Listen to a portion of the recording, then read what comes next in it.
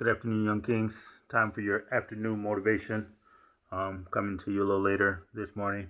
I did two other videos this morning that I'll probably upload in a little bit, but they're just 3 minute videos, and I think one's a 7 minute video. Um, so what I just did, I just ran a marathon. I just did 26.12 miles this morning. So my previous videos, I did a short video at my 13-mile point, and I did a short video at my 20-mile point where I stopped and got a Gatorade and stuff of that nature. On the second one, I stopped and got a Gatorade in the water. So a lot of running this morning. I was only scheduled to run 6 miles this morning, and as I was running, I had concluded the 6 miles, and I still had a lot of energy left. And as I was running across that 6 mile threshold, I still had um, an element of needing validation, so to speak, because when I'm running, that's when I commune with the Most High. And I talk about a lot of things with the Most High. And as I was running, I crossed that threshold of 6 miles. I was speaking about running, but not necessarily about running. So I asked the Lord, I said, Lord, how long are you going to have me running this race? And the Lord quickened my spirit. He says, like, how long can you run? And I was like, well, I'm about to, and I'm having this conversation with my spirit and with the Most High. And I was like, well, I'm just crossing 6 miles. I still feel pretty good. And the question came again. It's like, how far can you run? And so, and they said, are you about to stop because you have to, you want to, or you can't go anymore? Why are you stopping now? And as I kept running, I said, you know what? I'm going to continue to run. I'm going to continue to run. And as I made that commitment to run, um, marathon came in my head. Like, this is a marathon. It's not a sprint.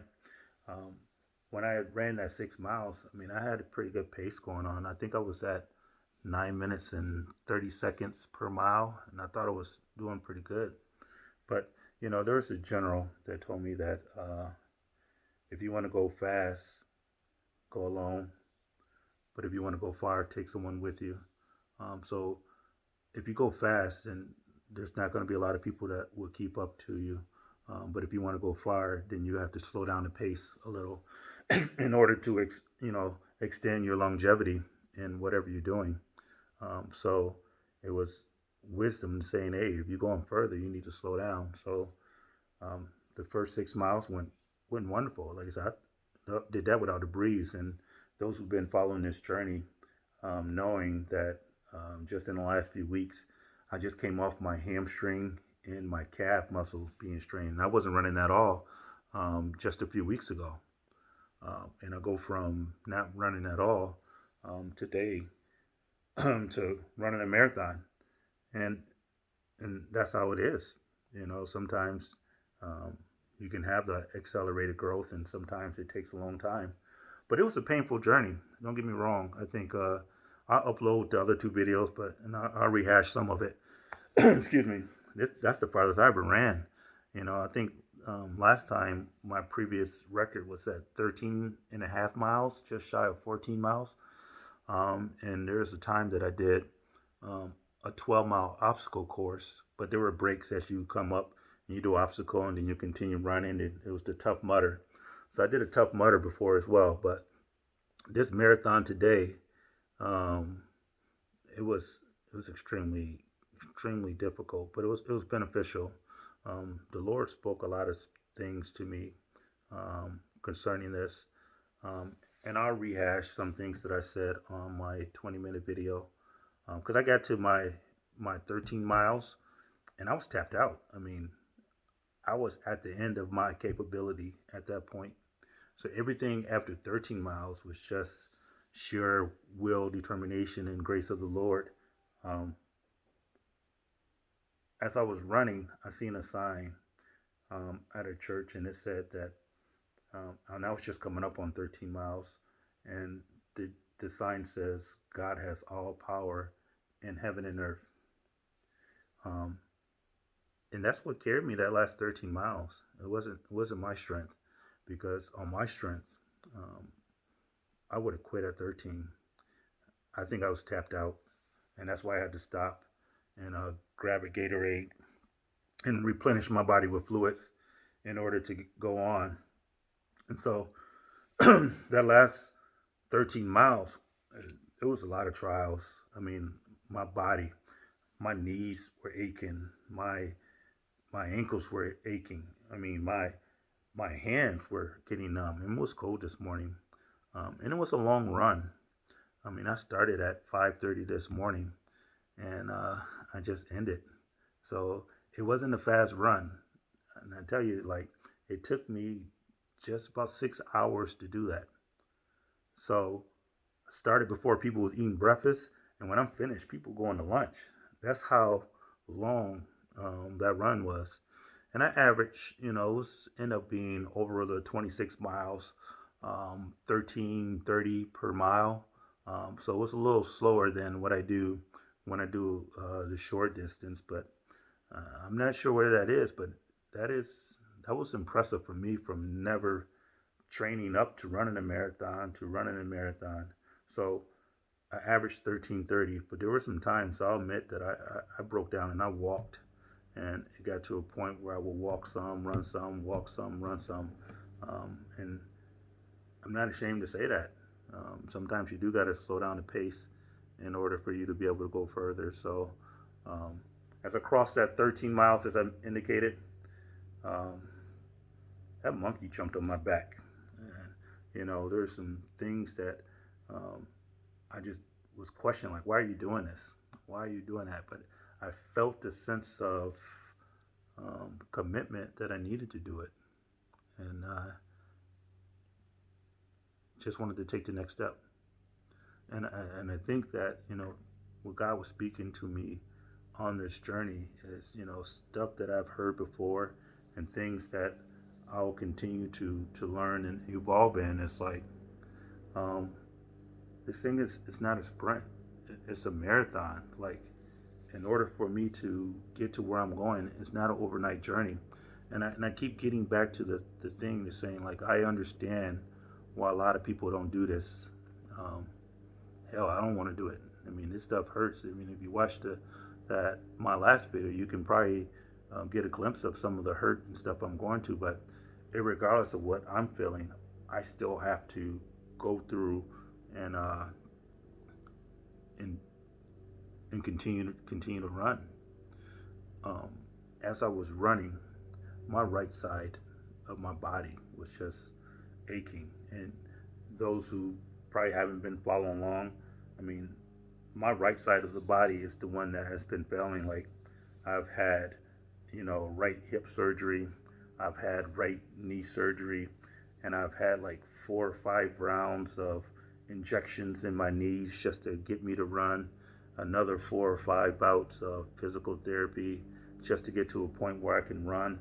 And even my hand was just numb when I was going through um, past that 13 miles. And my God quickened my spirit. It's like, even though it's like physically my right side, but He gave me a saying. It's like, even when you're trying to do the right thing, it won't be easy. Like, it's going to be painful. I mean, for you to try to avoid pain, like, don't get me wrong, I got myself in this mess where I'm at. So I'm not saying God put me here, um, but I put myself in this mess. But now I'm struggling and trying to do the right thing. Um, and God let me know on the run, like, it's not easy. It's one of those things that you got to continue to do and continue to take that next step. And it got to a point around mile 18 that my right side just went numb. I mean, I couldn't even feel it. I had stopped feeling the right side, and I knew it was still hurting, but it wasn't in my mind as though it was something that needed attention. So then it transitioned to the left. So no matter which direction I go, or which direction you go in life, there's no avoiding pain. So did a lot of rambling to begin with, and I'm going to pause here for uh, a break because while I was running, I thought of this. It's like, for those who watch this video, what I want you to do um, is, because I doubt you go run 26 miles, but what I want you to do is when you're driving your car, I want you to reset your trip thermometer or odometer, whatever you call that thing, the trip, reset it to 0. And then I want you to drive 26.1 miles, and you can kind of see the distance that I just ran. And while you're doing that on that distance, um, just pray for me. Just say, were you on that 26 miles? Just pray for my strength, for my restored marriage, or whatever you deem necessary to pray for me. And then in the comments, I want you just to say that you did it, that you prayed for me, or whatever. Um, because I realize there's a transition happening in my life right now. Um, what I have been able to do on my own, um, it's not getting me the results I want. And God spoke to me. He says, told me like that once I get to the end of my strength, His begins. And the thing is, like, I'm still been operating in my strength and my way of doing things. So God was telling me like, hey, until you get to the end of your strength, mine won't begin. Like, there's an element of me that must decrease that He may increase. Um, and He told me like, what I've given you up until this point, and I just told you He'd given it to me, but my pride and my ego think that I earned it. You know, a guy that, you know, spent 2 years in the second grade because he couldn't color within the lines, a guy that, you know, barely graduated high school. And I will, on one of these videos, I had to go send off for my high school transcript. I'll go get a transcript and I'll put it up as one of the titles on one of my videos just to show you so you know, understand that it's not talk. The guy that failed out of college, and something about failure, it'll humble you. But if you're not careful, um, if you don't have a plan for success as well, it can be equally as damaging. You know, you can start taking credit for some things that you shouldn't be taking credit for. You know, so God was telling me as I was running, it's like, you know, what I've given you up until this point, it elevated your ego and your arrogance to a point where you thought that the world was supposed to be in line with, and lined up for you, like it's all about you. Um, so he said, you made me a pilot. You know, I'm a lieutenant colonel. I live in a nice house, drive a nice car, have a boat sitting out the back here. And it was like, that has kind of went to my head. You know, I'm still going through this book, The Ego is the Enemy. And I realized I wish I could have had this book, you know, many years ago. But then again, something about failure humbles you. I don't know if I would have been able to receive this. So although I wish I could have learned this lesson earlier, I don't know if I'm ready to, if I was ready to receive this lesson had I received it earlier. I think all of it is about timing. So in essence, God was telling me, it's like, hey, where I'm trying to get you to go, your ego can't fit there. I need you to shrink it. And this process in itself has been humbling me, for me not to be able to navigate through it and have control over it. That is outside of my comfort zone. Um, so the ability to let go of some things and let God. So God was telling me like, when you get to the end of your strength, then mine begins. And like I said, my end was at 13 miles. Like, that's the farthest I can go. And I could have stopped and did a video and would have went on and had a great day. And people were like, "Oh, you did 13 miles." But I realized on this last 13, man, I still got a lot of work to do. And that work to do is not like I'm earning something.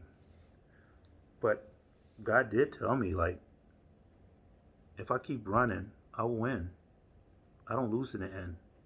Like, I'm not going to be overtaken. I'm not going to be defeated.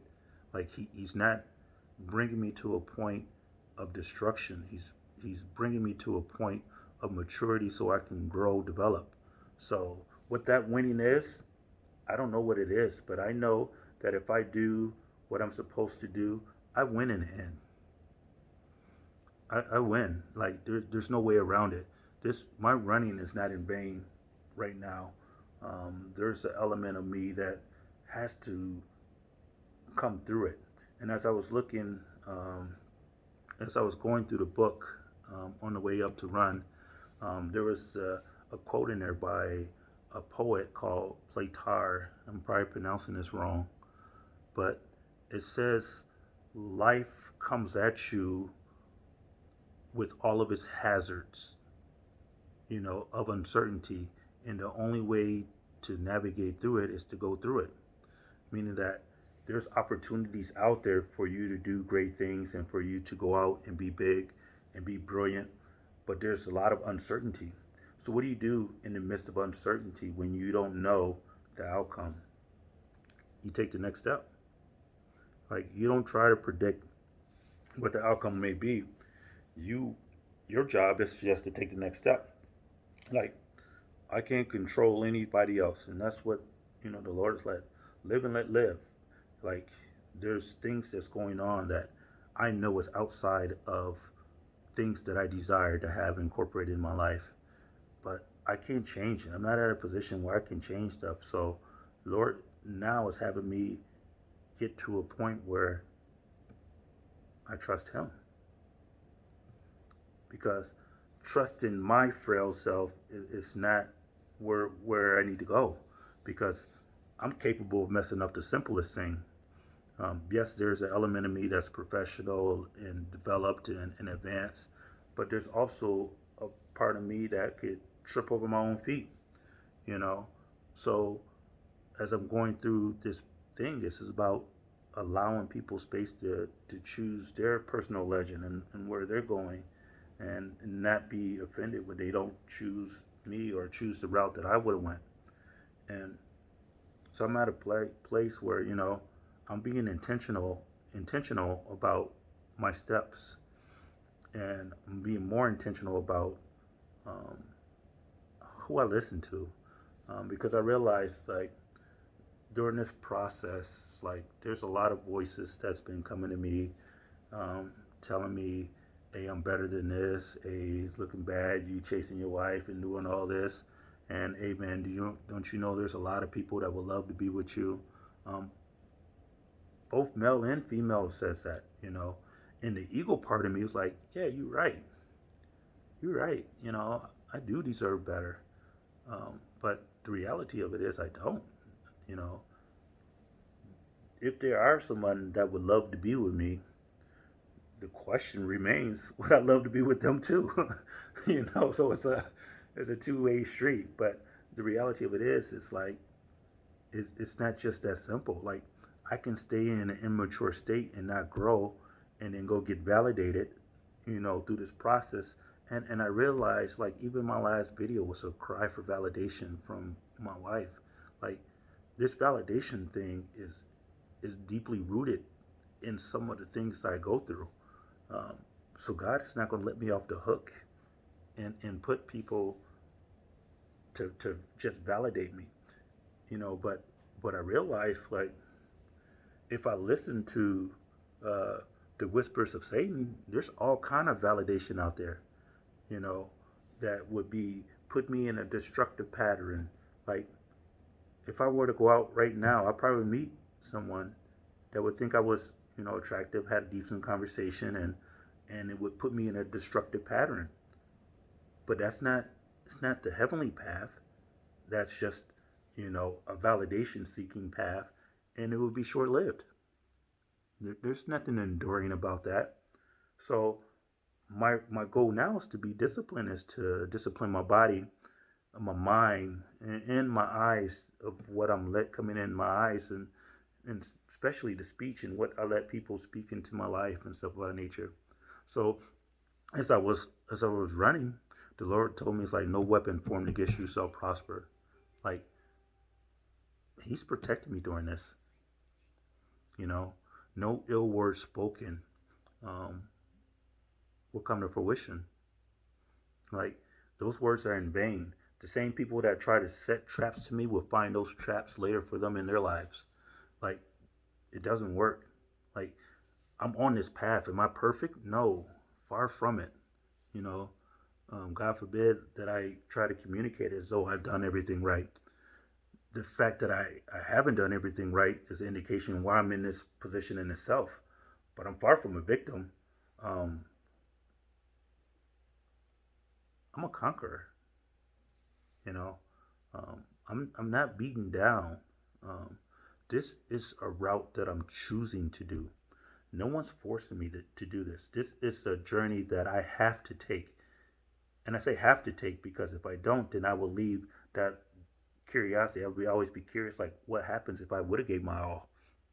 If I didn't surrender when it got difficult, if if I didn't throw a temper tantrum when I didn't get validated, what happens? Like, I'm trying to grow. So although no one's forcing me to do it, I'm forcing myself to stay in there. Like, but staying in there, I gotta figure out how to let go without giving up. Because there's an element of me that still needs to mature. So as I was running, you know, I'm very open with the Most High when I'm talking, and I was asking the Lord, I said, why is it only me running? Like, why don't my wife have to be running this journey too? Um, and He said, that's the problem. I'm worried about what other people are doing. I shouldn't be worrying about that. He's dealing with me. But not only did He tell me He was dealing with me, He also told me that I'm the one running because I'm the one that's searching for what it is that I'm trying to win. And He said He's got to change my perspective. The reason she's not running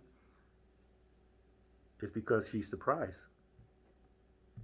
Like, He took me to the thing, like, he who finds a wife finds the good thing and attains favor from the Lord.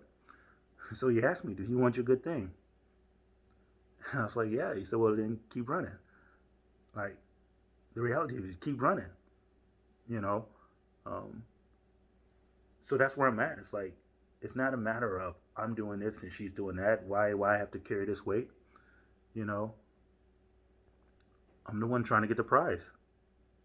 You know, I want continued favor from the Lord. You know, um, and God didn't say, hey, you do this and I'll bring your wife back to you. God doesn't. Everybody has free will. That's not what I'm saying. That's not what I'm saying. But He told me I don't lose.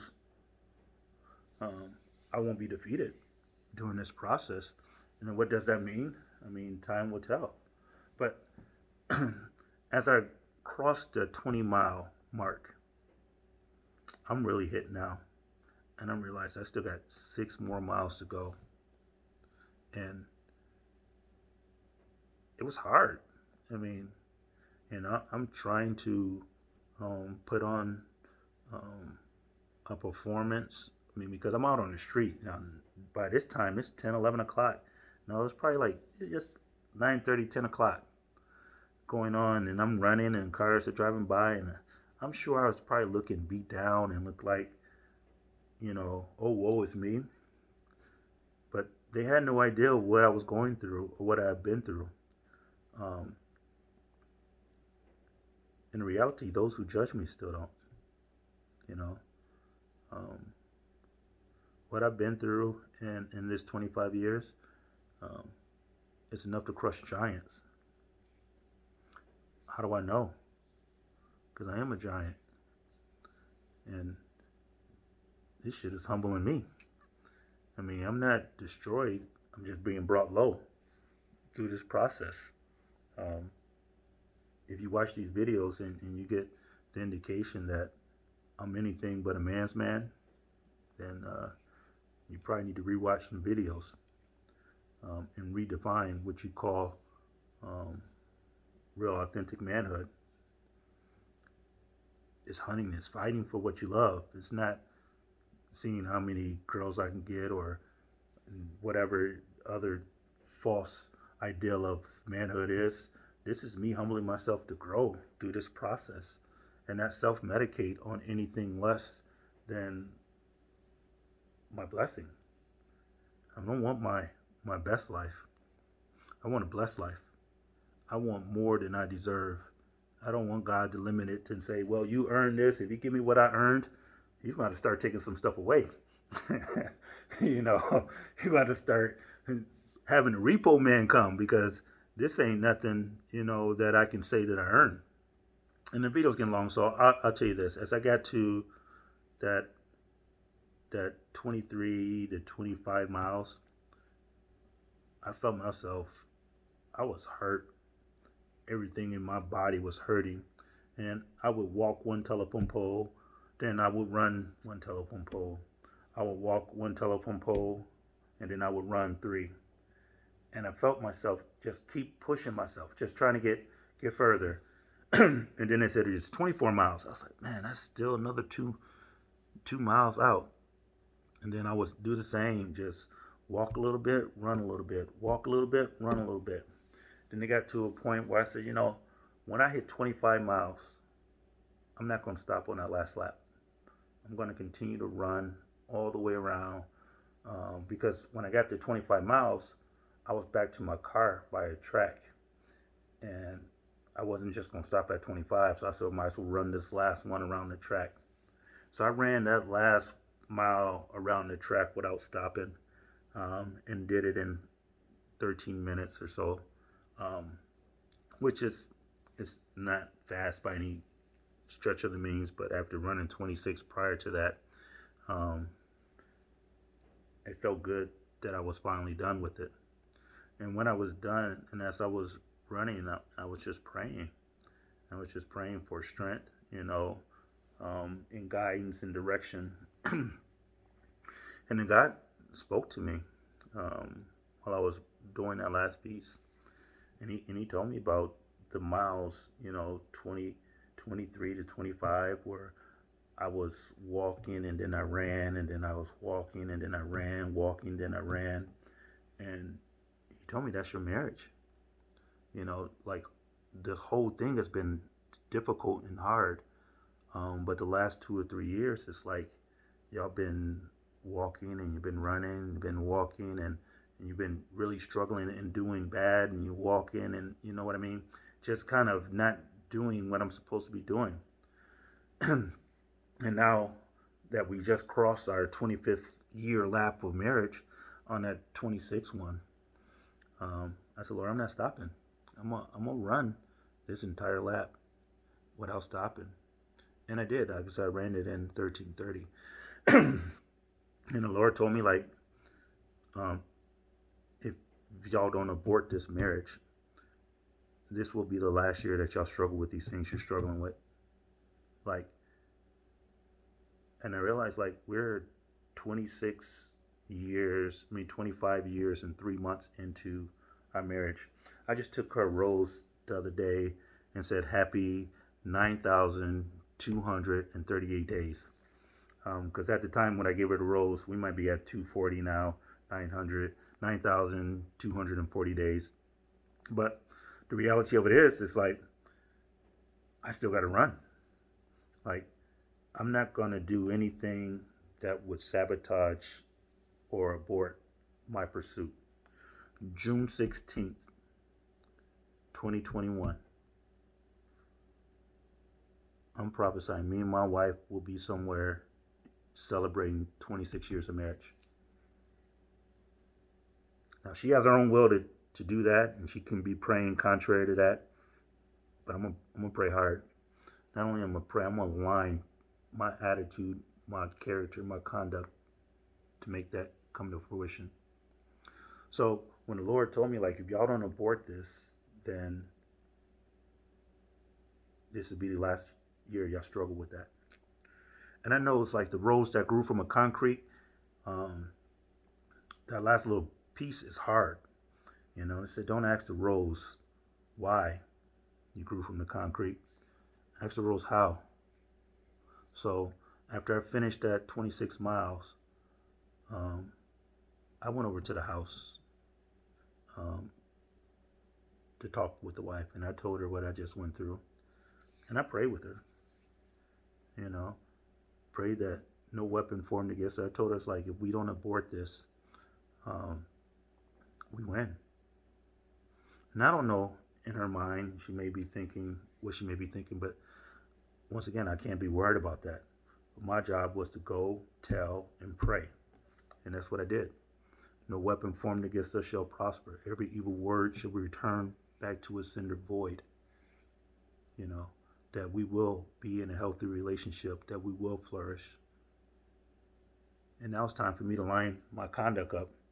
But over 30 minutes, it's time for me to go run that bath water and get situated. So, y'all in a different room today.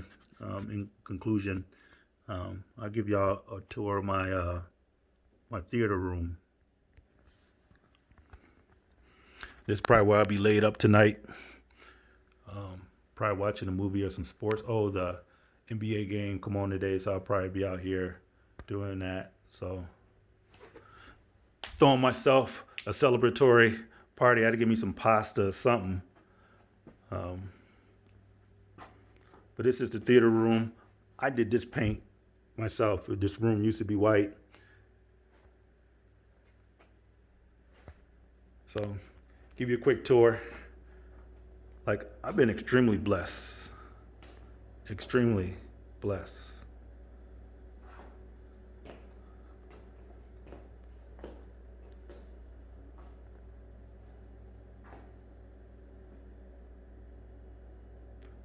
I even play some pool tonight. Just me. One on none.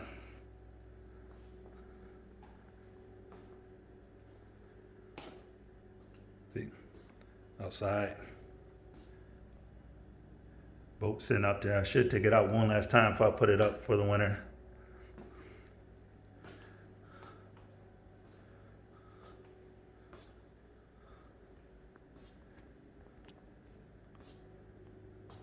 Probably need to come down here and clean.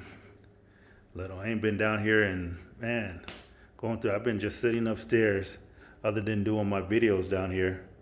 But, anyways, that's your abbreviated tour. Make it a great day, Young Kings. Life is a marathon. It's not a sprint. Even when it hurts, keep running.